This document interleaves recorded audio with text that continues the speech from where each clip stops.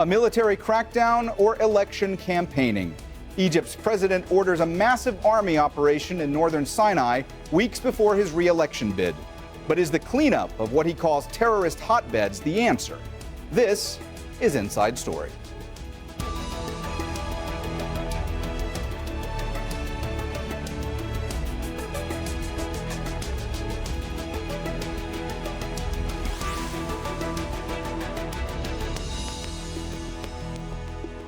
Hello and welcome to the program. I'm Mohamed Jamjoum. Egypt's president is vowing to wipe out enemies in Sinai in the run-up to his re-election bid next month. The peninsula is being scoured for fighters linked to ISIL. They're blamed for a series of bomb, gun, and suicide attacks which have killed hundreds in Egypt. Egyptian ground, air, and naval forces, along with border guards and police, are on the hunt, possibly with the help of Israel. The New York Times says Israeli warplanes have carried out covert airstrikes in Egypt with the Egyptian president's approval. Egypt's denying the report. The Israelis aren't commenting. This is what President Abdel Fattah el-Sisi had to say to armed forces 3 months ago. Allow me to use this opportunity in front of you and in front of the whole Egyptian people to assign General Mohamed Farid Higazi. You are responsible for regaining security and stability in Sinai in 3 months. You and the Ministry of Interior. Fighters linked to ISIL have repeatedly attacked the army, police, and civilians in Sinai. At least 300 people were killed last November in a bomb and gun attack on a mosque in the northern town of Bir al-Abid. 100 fighters and 17 soldiers were killed 3 years ago after simultaneous assaults on military checkpoints in North Sinai. President Sisi declared a state of emergency 4 years ago following the killing of 33 soldiers in a suicide bomb attack. The armed anti-government campaign in Sinai gained pace after the overthrow of President Mohamed and killing of 16 border guards 6 years ago. Let's bring in our guests. Joining us from Berlin, Ahmed Badawi, senior researcher for the Center for Middle Eastern and North African Politics at Free University of Berlin. From Istanbul, Mohamed Sabri, a journalist and author of Sinai, Egypt's linchpin, Gaza's lifeline, Israel's nightmare. And by Skype from Cairo is Timothy Caldas, non-resident fellow at the Tahrir Institute for Middle East Policy. Thank you all for joining us. Now, Timothy, I want to start with you. Could you explain to our viewers what is the importance of the Sinai for Egypt? And perhaps more importantly, what is the importance of securing the Sinai, not just for Egypt, but for the broader region? The Sinai has a huge symbolic value for Egypt in its history, in its modern history, particularly given that so much blood was shed over holding Sinai and regaining Sinai during the wars with Israel. Beyond that, it's a crucial site for tourism and for attracting revenue for hard currency through the tourism industry. Its beaches are prized. Its diving sites are some of the best in the world. So it's crucial that the security situation there be under control so that tourists feel safe to come back. That's important for the country's economy. But at the same time, Sinai is a place that the government has struggled to fully control for a long time. And there's always been a degree of lack of control in that part of the country. And that has allowed for groups like ISIS to operate there more easily than they would in other parts of Egypt. Mohamed, we've heard so much over the years about the various insurgent groups in the Sinai. Could you walk us through what some of those groups are? And did all of those groups that were there prior to ISIL being part of the presence there, did they essentially morph into ISIL?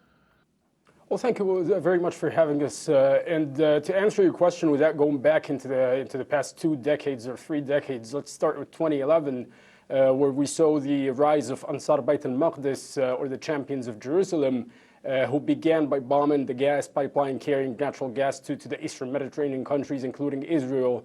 And their first operation happened to take place before the revolution toppled President Hosni Mubarak on February 11, 2011. And it continued from there. Ansar Bayt al-Maqdis for over 4 years continued to attempt to prove itself and succeeded very much in doing this and became the umbrella organization for a number of other groups that claimed to have presence or merely had some online presence and nothing more than that. Ansar Bayt al-Maqdis, before pledging allegiance to ISIS, before morphing into ISIS, has proven that it could execute some of the most unprecedented attacks in the modern history of Egypt, and those include the bombing of the capital security directorate, which never happened in the history of Egypt, planning and executing an assassination attempt on the interior minister himself at his residence in the capital Cairo. It did fail, but it proved that this is an organization with highly sophisticated capabilities in terms of intelligence, mobilizing weapons and fighters, and so on and so forth. Of course, given the regional security crisis, it was not surprising when Ansar Bayt al-Maqdis pledged allegiance to ISIS in Syria and Iraq and became what we know now as the Sinai province or Wilayat Sinai. And again, it continued down the same route, proving the same successes against the Egyptian military and security forces. And going back to what Tim has just said, which I fully agree to, there is no better example than bringing down the Russian airliner in 2011, the passenger airliner in 2011 with an IED, which gave, again, a massive blow to the already ailing economy. We are talking about simply a group that we shortly describe as a group that is unprecedented in the modern history of Egypt. Ahmed, do you believe that this current operation is more about Egypt and the politics of Egypt with this looming presidential election? If not, what are some of the other factors behind all of this? Some analysts have argued that the current operation has to do with the elections, that Sisi wants to mobilize the Egyptians behind him after securing a victory in Sinai. I'm not sure that this is the case. Egypt doesn't need to mobilize Egyptians behind him. He's practically running unopposed in the elections. I think the timing has to do with if we look back at the last week, a couple of weeks ago, there was this article from the New York Times claiming that Israel waged many air raids in Sinai with the tacit approval of the secret approval of the Egyptian government. And then right after that, there were two articles in Haaretz. One of them was basically criticizing Egypt for not finishing the job in Sinai. And the argument was, and this is an argument that we've heard from the Americans and the Israelis over the last couple of years, that Air Force alone, bombing the terrorists from the air, can do only so much to get rid of the threat in Sinai. There has to be a ground operation. And it seems that since Sisi issued this command to the army to get rid of terrorism over a period of 3 months, and the 3 months are finishing at the end of this month, and we haven't seen any real preparation to carry out this threat that he issued 2.5 months ago. I suspect, of course, we don't have any information, so there is a bit of speculation here. I suspect that he was under a lot of pressure from Israel and from the United States to finally make this decisive step to go into Sinai with sufficient ground troops in order to finish the insurgency once and for all. This is, of course, a very risky promise that he made upon himself to finish the. I mean, what does it mean to finish the insurgency? The criteria for success are not very clear, and I think he's taking a big gamble. And I don't think that the timing was of his own choice. I think he would have preferred to wait until after the elections and then conduct such an operation. So I'm speculating really, but there is good indicators to actually somehow indicate that he was forced or he was pushed or was pressured to give the go-ahead for this operation now rather than after the elections. Timothy, picking up on what Ahmed said, if we're talking about pressure from the U.S., of course we have to mention the U.S. Secretary of State Rex Tillerson will be visiting Egypt. Do you feel that in light of that, that President Sisi really feels under pressure to try to show the Americans he is delivering on a promise to combat ISIL. And also picking up on another thing that Ahmed said, do you think that this timeline the President Sisi talked about, 3 months, basically trying to defeat ISIL in the Sinai by the end of this month, that that's realistic in any way? Well, I mean, I think that any kind of conclusive defeat of ISIL and terrorism in Egypt, because they've said that they want to eradicate terrorism, is probably a pretty unrealistic goal. I mean, we've seen that for over a decade now with the war on terrorism that was launched by the United States in 2001. Destroying a tactic is not really a feasible military objective or objective on any front. So that, of course, is setting yourself up for some degree of failure. They could do damage depending on how much preparations have been undertaken in the last few months, which we obviously are not privy to. It's very difficult to know what the strategy is. There's very little information being released by the military on this. And so there's a lot of speculation that has to take place, as Ahmed noted. With respect to pressure from the United States, I'm not so sure that there's enormous pressure from the United States. The U.S. has been disappointed and critical of the approach undertaken by the Egyptians in Sinai for years. It was communicated under the Obama administration, and I don't doubt that the U.S. military continues to voice concerns to their Egyptian counterparts to this day.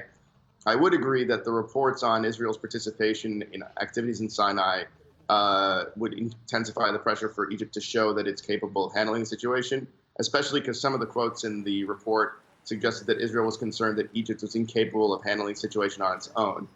Certainly the Egyptian military and the Egyptian government would like to disabuse anyone of that idea. And so a large operation in Sinai could be undertaken in part to send that message. But I also agree with Ahmed that there's really no concern about the election. The results is a foregone conclusion. It's not really election anyways. So I think too many people try to peg consequence to an event that doesn't really have any. Mohamed, there is a media blackout in Egypt. The Egyptian government is not allowing journalists to cover what's going on in the Sinai. What are you hearing from your sources on the ground there as to what is going on with this operation and if they believe that it is making any kind of an impact? Well, every source that we spoke to in the Sinai over the past 2 days, and even before the operation began, because apparently a lot of people who are involved in this subject have known or had higher expectations that this operation will be launched. But the most common comment that we got, which was pretty glaring, was the fact that this operation has much effect on the newspapers rather than on the ground itself. We've been hearing that the Egyptian military for the past 3 days now has been using airstrikes and heavy artillery on the ground to bombard areas south of Rafah and Sheikh Zayed and Arish that have been already bombarded for the past 4 years. I'm speaking of villages that the military campaign has turned into rubble, literally, and displaced 95%, if not more, of the population there.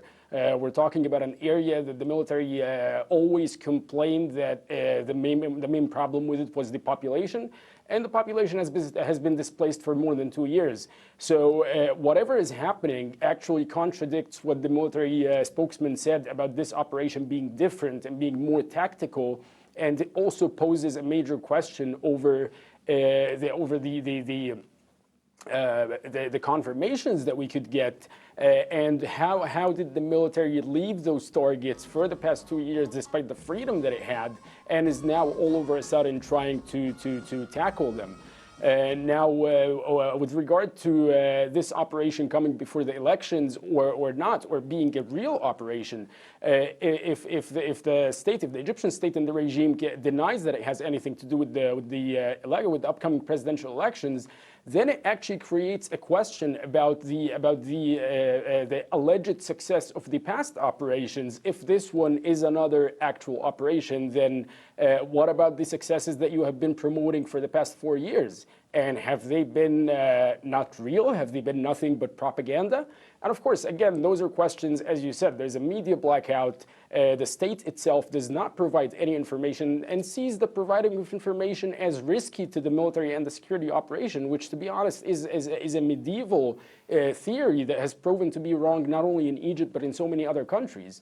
The details on the ground and the most confirmed thing is that this operation has sparked a state of fear among the community, and people are rushing to buy large amounts of household items, essential items for medical emergencies and food supplies, which are already in shortage given the military stifling situation that is already happening for the past years. I think this is, again, another question mark over where do civilians stand in the calculation, the general calculation of military operations like this. Ahmed, you heard Mohamed just talk about military operations that include boats and planes and tanks. These are very conventional tactics, and these are the types of tactics, the type of conventional warfare that allies of Egypt have for years been discouraging them from using in the Sinai because they say it really isn't helping. Now, what do you think could be done to actually help the situation in the Sinai? Development, long-term social and economic development. That's the long-term solution. Of course, the dilemma is that it's very difficult to start this working to fulfill this long-term objective of developing Sinai and providing better opportunities for the people, and to feel that, and to make them feel that they are part of Egypt. There is a big schism between the people who live in Sinai and the rest of the country. Mainland Egyptians, they always question the loyalties of the Sinai people, and that is also a big cultural barrier between Egypt and Sinai. But the problem is with the short term. So security, of course, is very important. It's very difficult to create sustainable economic and social development if you don't have security.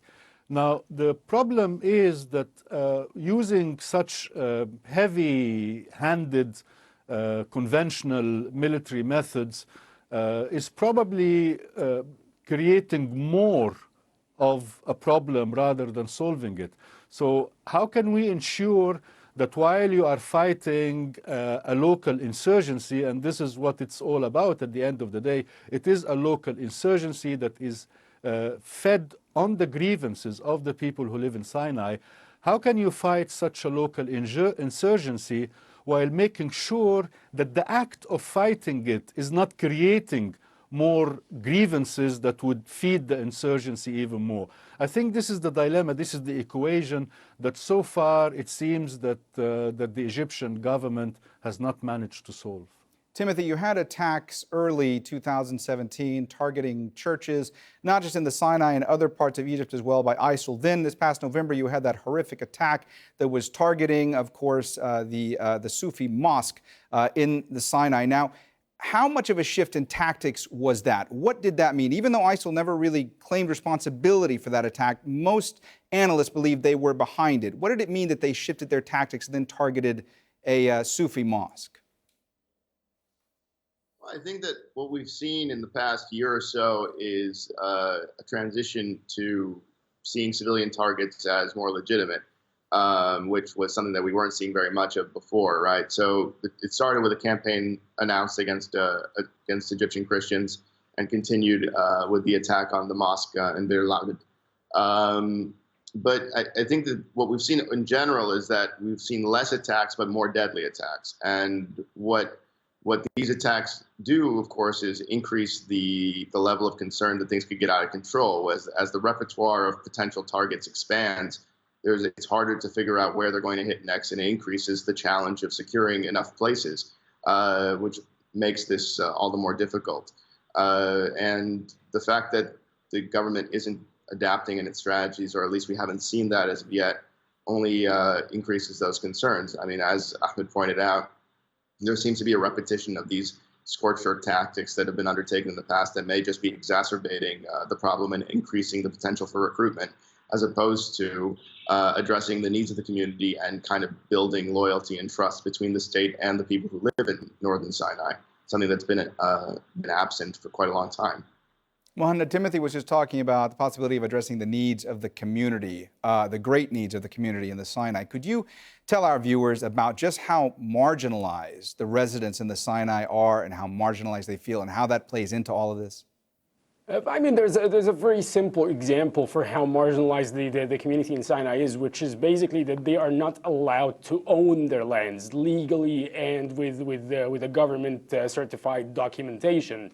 The Bedouins of Sinai who owned their lands during the Kingdom of Egypt before 1952 were stripped of that right in 1952 and has never given that right back. And it's very unfortunate and very ironic that you see foreign businessmen who are given that right to own businesses and to own real estate and land and farms in South Sinai in the tourism areas, while the indigenous population of Sinai that has lived there for thousands of years doesn't have that right, and the consecutive regimes have never explained why they are treated as a lesser form of an Egyptian citizen, and a lot of times they are not even treated as Egyptian citizens, but rather viewed as spies, disloyal infidels, and so on and so forth. This is one prime example, but the examples could go for pages and pages. If we're talking about the situation today, we are talking about entire cities that spend their day and night in total darkness because of power cuts. We're talking about communication that is being blocked by the state authorities for days and nights, which has a direct negative impact on the ordinary civilian. We've had many cases of pregnant women who were forced to give birth in vehicles on highways at checkpoints and endure massive risks to their lives and the lives of their babies because of having to give birth in darkness at their houses, simply because the security forces would not allow an ambulance to mobilize from Arish to Sheikh Zayed or even from Sheikh Zayed to a suburb of the city. We're talking simply about a military operation and an entire regime and local authorities who do not consider any part for human beings, for the civilians, when planning their military offensives, or when planning to shut down the entire region, just like today and yesterday. As for how other tactics affect the war on terrorism, we're talking about a conventional military which has been operating for years, and I wonder again, it's a massive question that's not only posed by us journalists and researchers, but also by foreign governments. Why is Egypt so reluctant on not using an effective counterterrorism strategy based on intelligence and tactical units, rather than a heavy-handed military that, exactly like Mr. Ahmed said, inflicts more harm and creates more of a problem than solving the one that we're already having? Timothy, the military this time announced that Egyptians should expect large numbers of casualties, and that rhetoric seems different to me than other announcements in the past when it comes to offensives that have been carried out in the Sinai. Why do you think that is? Why is it different this time when it comes to the rhetoric that they're using? Well, I think it's very clear they want the country to have a sense that they're undertaking a massive operation and that they're taking this very seriously. Sisi wants to be seen as decisive and forceful in this. I mean, they've made a point of clearing a large number of hospital beds throughout Sinai for the purposes of this operation. That's how we kind of knew it was coming, was the reports coming from the hospitals about that request. Doctors were being sent home sent back who had been on leave. The anticipation that they built for this operation was quite substantial. Part of it, it may serve a purpose with relation to propaganda, to politicizing the operation, and part of it is, preparing them in the event that there actually are large numbers of casualties. It's hard to know because we just don't know enough details about the operation, but you'd also foresee a situation in which, if there are large numbers of casualties, at least they can say, we anticipated this, but this was a necessary sacrifice, but it was a planned one, as opposed to what they've been accused of in the past, which is that a lot of people get killed in operations all the time, and it looks like they weren't ready, or they didn't plan for it, or they got caught off guard or by surprise, like what we saw in the Bahariya attack a couple of months ago. And so I think, by communicating it in advance, they're trying to indicate this is in our calculus. We are in control of the situation, and this is a decision that we've made, that cost-benefit analysis, if you will, that it's necessary. So for all those reasons, you could see why they might send a message of that nature. Gentlemen, we're going to have to leave it there. Thanks so much to all our guests, Ahmed Badawi, Mohamed Sabri, and Timothy Caldas.